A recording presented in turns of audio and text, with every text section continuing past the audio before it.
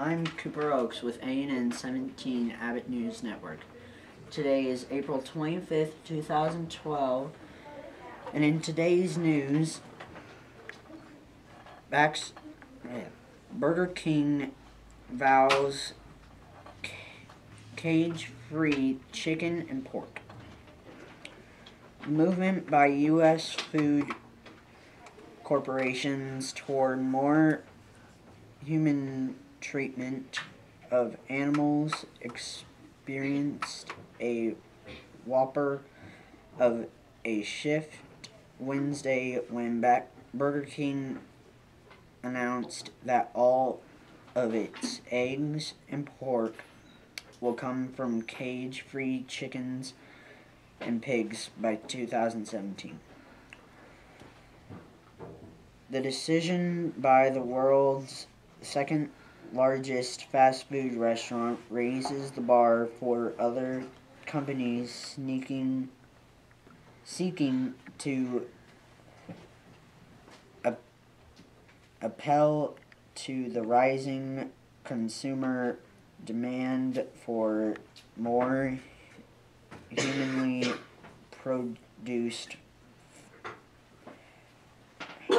fare.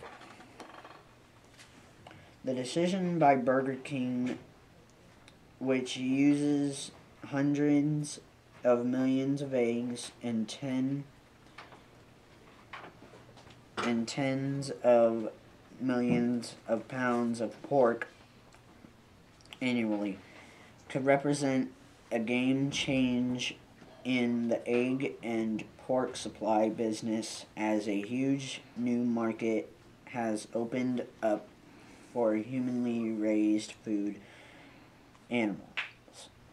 Already 9% of the company's eggs and 20% of its pork are cage-free.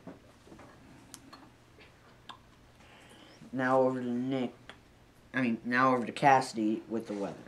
Thank you, Cooper. Today's high will be 85 and today's low will be 65, and there is no chance of precipitation. Now over to Lainey with the quote of the day. Thank you, Cassidy. Believe in yourself. Have faith in your abilities. Without humble but reasonable confidence in your powers, you cannot be successful or happy. By Norman Vincent Peale. Now over to Nick with the current events. Thank you, Lainey. In today's lunch bowl, we will be having hot dog on bun, wedge fries, corn, frosted banana, and Skoll's dessert. And we will be going to the Educational Center at 10:15. And tomorrow we'll be going to the movie at the high school at 8:30. Now back to Cooper with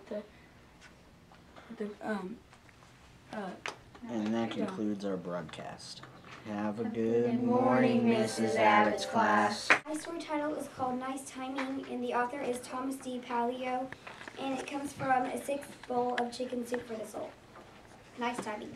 I had spent over 5 grueling years on my dissertation for my PhD and was frantically preparing for my oral boards. The boards were to be held in California, and I had scheduled a flight through Minneapolis where I was to change planes and get to the John Wayne Airport. My incoming flight was very late, and I was soon and all out sprinting to catch my flight to California. Very few people were left in the concourse. I had to stop to catch my breath on the moving sidewalk that I had noticed a woman in her 50s struggling with a carry-on bag. I don't know why, but I looked at her face and blurted out, "Are you going on flight 567 to California?" She responded, "Yes." "So am I responded. "Give me your bag, I'll run ahead and tell them to wait for you." I took her bag and started sprinting again. I raced onto the plane and told a flight attendant that one more passenger was behind me and to please hold the plane for her. I seated myself I didn't sleep a wink in the hotel that I stayed at before my oral boards and arrived at the university at 7 o'clock in the morning. The boards kept me waiting for an hour in the room before the defense of my dissertation began. I walked into the boardroom and was intentionally intimidated by all the professors in their regal robes. As I slowly glanced at all the faces of the board members, I noticed the bright face of a woman directly in the center of the board. She looked at me and gave me a flirtatious smile. It was the same woman whose bag I had carried ahead the night before. Needless to say, whenever I stumbled on any question, she did a great job of extricating me. By Thomas D. Palio.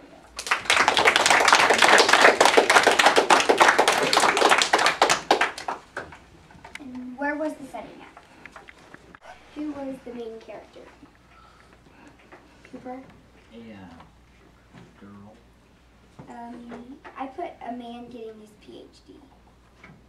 What was the conflict? Kimbo? There was still one more person that. What lesson did you learn from this story? Cassidy? If you do something good, it always comes back to you. Okay, my story is just one drink. There's a small cross by the side of Highway 128, near the town of Boonville. If this cross could talk, it would tell you the sad story. 7 years ago, my brother Michael was at his friend's ranch. They decided to go out for dinner. Joe arrived and volunteered to try. After just one drink, lightheartedly, the four friends traveled the winding road. They didn't know where it would end. Nobody did. Suddenly, they swerved into the opposite lane, colliding with an incoming car. Back home, we were watching E.T. on the video in front of a warm fire. Then, we went to bed. At 2 a.m., a police officer woke my mom with the devastating news. Mine. Stood there bewild. What's wrong? I asked, rubbing my sleepy eyes. Mom took a deep breath. Come here. This began a grueling journey through grief. Where all roads lead to nowhere, it still hurts to remember that day. The only thing that helps is telling my story, hoping you will remember it if you are tempted to get into a car with someone who has had a drink, even just one drink. Joe chose the road to nowhere. He was convinced of manslaughter and served time. However, the real punishment is living with the consequences of his actions. Okay, what was the setting? Gracie? Like on a highway near Boonville. Who was the main character? Cassidy. Michael. What was the conflict? Blake. His brother got in a car wreck with the drunk driver. Oh, who was the drunk driver? Yeah. What was the resolution? Wyatt. Michael died. Yeah, I put the sister will never get in a car when someone has only had one drink.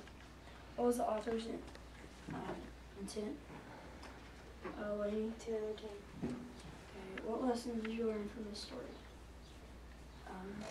Really, not to get in a car with someone who had just one drink. Yeah. Okay. What movie were they watching at home? Abby? E.T. Yeah. What time was it when the police officer came to the door? Lauren? 2 a.m.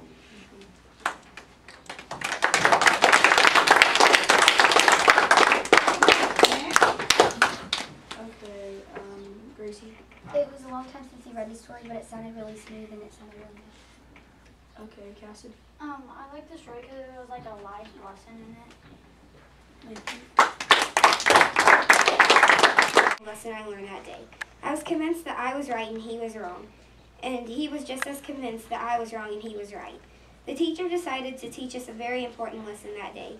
She brought us up to the front of the class and placed him on one side of her desk and me on the other. In the middle of her desk was a large round object. I could clearly see that it was black. She asked the boy what color the object was. White, he answered. I couldn't believe he said places, and now she asked me what the color of the object was. I had to answer white. It was an object with two differently colored sides, and from his point of view it was white. Only from my side it was black. My teacher taught me a very important lesson that day.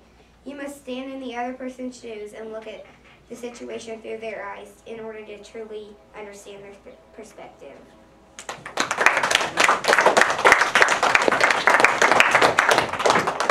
It was called Things Are Not Always Black or White.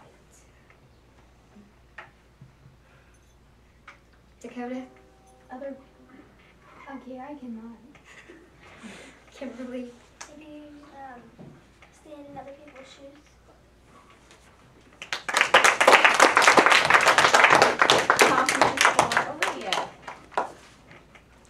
Kimberly? You were really good up there and you read with a really, really strong voice and you didn't just talk like really, really slow. You talked like the Gracie? It had like a really good lesson to teach us to see something from another point of view. With our gratitude journals is like we open it up to a page and we always write on the right side of the page, never on the left. We always write on the right side, and in the top margin we write, like for today, for instance, April 25th, we write Wednesday, comma, April 25th, comma, 2012. Then we indent, and we come up with different beginning sentences, like for example, today I am thankful for, and then we put the thing we're thankful for, and then we come up with 3 or more. I love to eat chicken. For starters, chicken is great in chicken noodle soup. Secondly, chicken is very delicious, especially with mashed potatoes, gravy, and fresh golden brown hot rolls. Last but not least, there is lots of ways to cook chicken. I love grilled chicken, fried chicken, and rotisserie chicken, especially from Chick-fil-A. These are the reasons I love to eat chicken. Gracie. How can I say all the ways you like to eat chicken? Lauren. I liked your topic. So, I like that you not only told how you like it made, but you told your favorite place, which was Chick-fil-A, and you used really great transition words and really great adjectives. Nice job. Kimbo?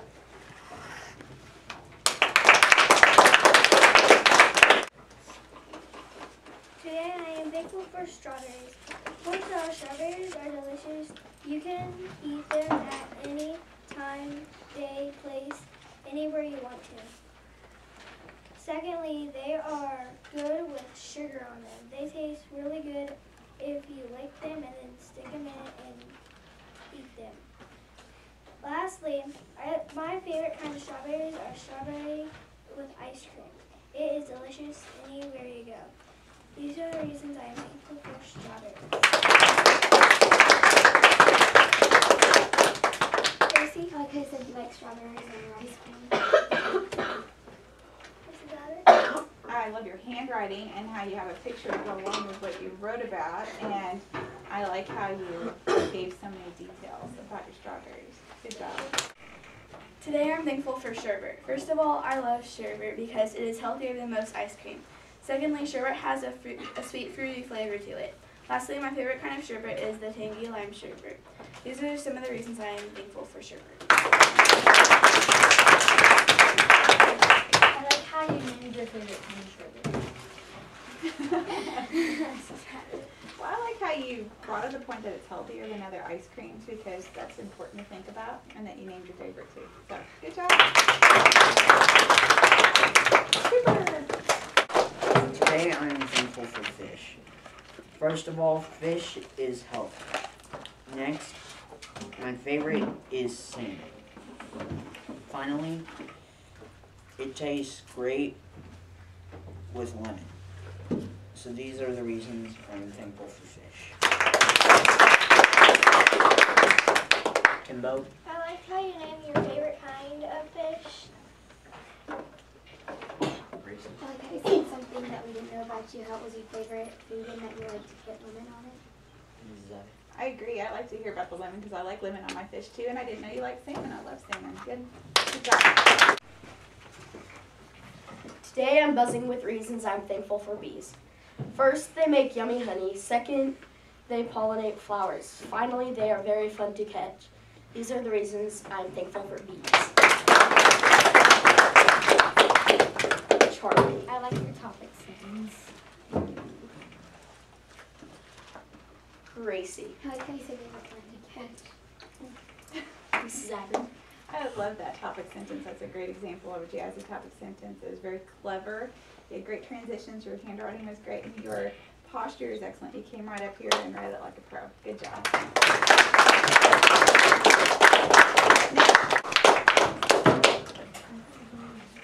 Today I'd like to introduce you to slushies. They have an unbelievable amount of scrumptious flavors, such as cherry, orange, blue coconut, lemon lime, and marshmallow. My favorite is a mix between orange and lemon lime. I think the best are from Sonic. These are just a few of the reasons why I like slushies. Cassidy. I liked how you said like the best are from Sonic. Brandon. I liked your topic because we went to Sonic not very long ago. I loved your topic sentence because let me introduce you to you, like got my attention right away. And then you had so many great adjectives that you made me very hungry for a slushie. How about the rest of you? Good job.